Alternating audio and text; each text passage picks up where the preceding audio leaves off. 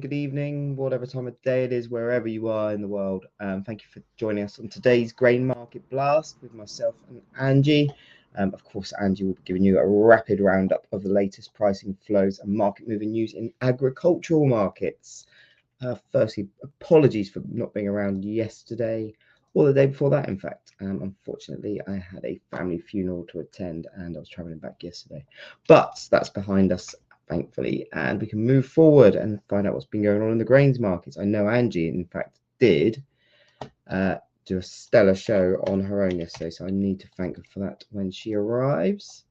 Let me just say, everyone, it's live and it's 1 sec, live.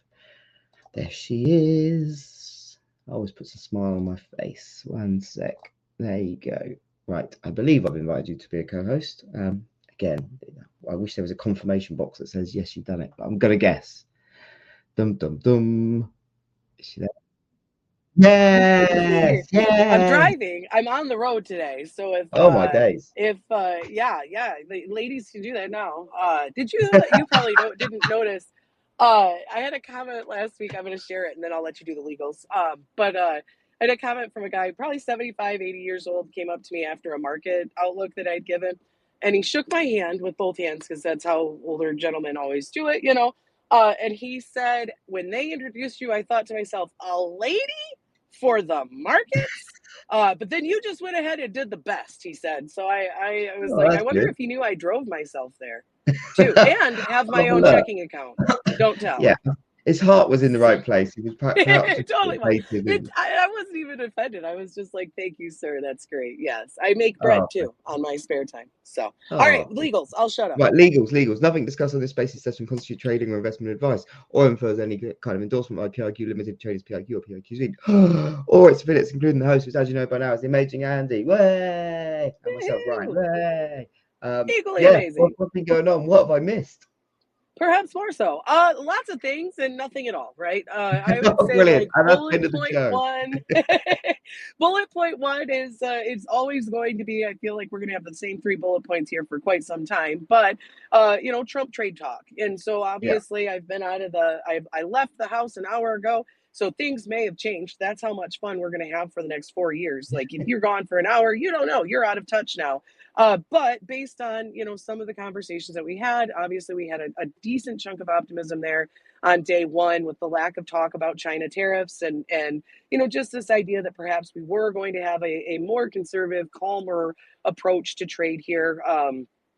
As we work our way ahead. And then, it kind of slipped in but Canada and Mexico, 25% tariff. And the market still ignored that until later Tuesday night. Then suddenly we had this sort of conversation or idea that we could be seeing 10% punitive tariffs placed on China. And, right. then all of a sudden, I read one analyst say yesterday, well, that means that China is going to place tariffs on U.S. soybeans. And I'm like, wow, that was a quick conclusion to jump to. But obviously, you know what I mean? Like that if then whatever so trader sentiment went from oh my gosh everything's perfect we're going to redo phase one to wait a minute maybe not quite we might see China roll back now. Yeah, The Chinese experts, analysts, all of them are like, well, 10% is better than 60. And the idea seems to be still that we'll probably have this as a negotiation tactic or whatever. But with everyone really, I don't want to say wanting, but it feels like so much on the analysis side or the the watch and wait and see sort of side. Everyone has been harping for so long that we're going to see this disruption to trade that really everyone's going to look for some sort of confirmation bias or whatever in yeah, that yeah, to where definitely. they see this talk of disruption in trade. And so obviously we're going to be watching. I feel like we're at Scott Bessent had talked about it a week ago where it's like negotiation. The tariffs are used as negotiation tactics. Yeah. And so I think that we're at step one. This is negotiation. We'll see what happens. Obviously Mexico's president had said that she and her administration are working closely with the Trump administration to try to come up with ways that they can solve the problems that they have. But she also has bones to pick with the U.S. sending guns and things like that. You know what I mean? So Yeah. it feels like there's a bit more in the way of conversation, but we're always going to have, or we're obviously going to have this sort of knee jerk style reaction. and can quickly take, any sort of excitement, any sort of hope that gets built up in price, and dash it with, Hmm. worry and fear. So that's where we start. Trump trade talk, and what February 1st is going to bring for everyone, and really whether or not we will see China return to phase one, which is if that is the case, like that would be massive for agricultural commodities, and it would be the Yeah. basic exact opposite of what everyone's been preaching for the last 6 months. Yeah. No, So that's the end absolutely. of point one. Any No, questions? no, no, and I'm fully uh, in agreement. I think taking this break as well, it's almost like taking a breather, but he's what it seems to be done. yes, We have yeah, to come back yeah, to it. We have to come back to it as well. yeah, This is the guy that wrote The Art of yeah, the Deal, and if you, it's probably yes. worth rereading that book. To be fair, I don't think it's the worst thing to do is to reread that book, get a little bit of a better feel too. My advice to everyone, and me included in that, like, I say this, I'm talking to myself, get comfortable too with the, some of the folks that are helping make some of these economic and trade yeah, decisions, and just kind of recognize that, in negotiation, there are times when you're like, well, screw you, I'm taking my ball and going home. And you may not mean it, and you hope that they don't call your bluff, but it is what it is. So yeah, we'll exactly. be watching that side closely. Kind of in relation to that, though, and kind of one of those things. Like I said, when there's smoke, there's fire. We have to be careful.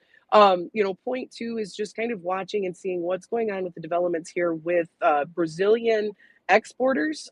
We did have some scuttlebutt or whatever, basically that we had heard that there were certain Brazilian exporters that were limited. They were unable to really begin shipping, or they weren't going to be able to ship beans into Brazil here. They'd kind of been notified that they weren't going to get phytosanitary certificates.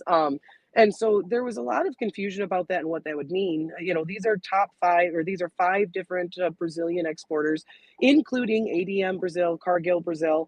And they basically, I think the group of them accounted for about 71% of Yeah. Brazil's exports into China last year. And so this would be a pretty major deal.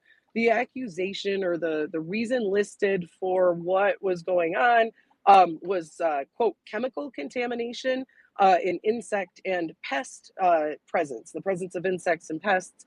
That is kind of an aggressive sort of accusation towards any sort of importer to an exporter. I mean, quality is the biggest thing that you try to kind of work through.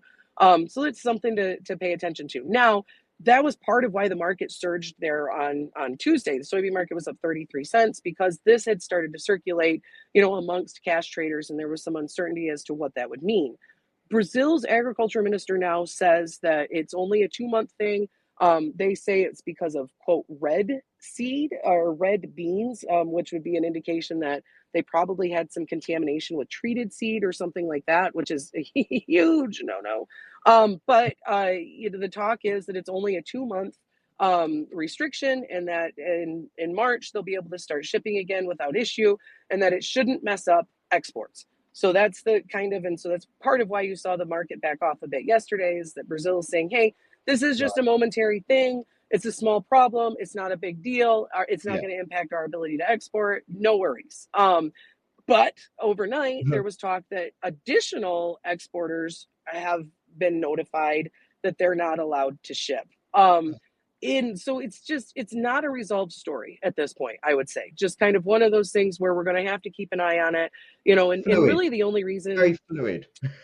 Yes, yes. And China has done this before. China is great at this. If a situation changes, they like to make moves. We've seen it. We had a certain variety of corn in 2013 that they suddenly found that allowed them to cancel a large amount of corn exports from the US to China. We've seen these types of things before where, you kind of could be a hit and miss. And so it is one of those deals that we'll have to watch. We have heard reports or rumors that the Chinese government has pushed COFCO or importers to cancel Australian wheat purchases. And if that were the case, the thought is they're doing it maybe to make room for more US products. And so Ah, with everything that we have going on with trade, now we come full circle. I've got you. yes. Yes, now you're picking up what I'm putting down, and I'm laying it on pretty thick. So I appreciate that you're able to grab it. But it is one of those things where we really, really have to watch because it is a super fluid situation and it could have, some pretty large implications if we are seeing them set themselves up. Now, I have to say, crush margins in China, private crushers aren't going to buy US beans. They're negative. They're not good crush margins for US beans. The market structure itself is heavily inverted. If they wait until April for shipment, they're going to make 80 cents more, or it's 80 cents better of a buy price than currently. There's talk that maybe there was 5 ships traded out of the PNW. So it may not be as big a deal as what folks want to think it is, but it all ties back to point one. And trade and Trump on tariffs and yada, yada, yada. So keep your eyes open. Things could get really super spicy here before we know it. Good. And so last point, talking super spicy, South American weather, it does look like the majority of, southern Brazil and Argentina is going to see a bit of a improvement in their weather outlook, but there's going to be an increase in heavy rain again across central and northern Brazil, where we have issues with safrinha planting or harvest delays leading to safrinha planting delays. And we're hearing more about quality problems and damage across that area. So that's something that story is long from being answered or solved or what have you. So I think that covers everything. Trump, South American weather, the China trade, and then of course we'll be watching. We get energy information today. We'll be looking at ethanol numbers and then export sales tomorrow.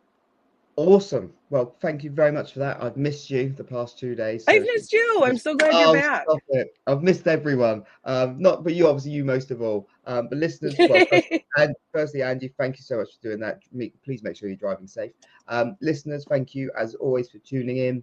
Again, apologies for not being around yesterday and the day before that, but I'm back, and most importantly, the brains of the operation, Angie, is back. And yeah, we will see you all tomorrow for the last show of the week. We'll be here. I'm excited. Yeah, last one Friday. Have a good one, you guys. See ya. Bye-bye.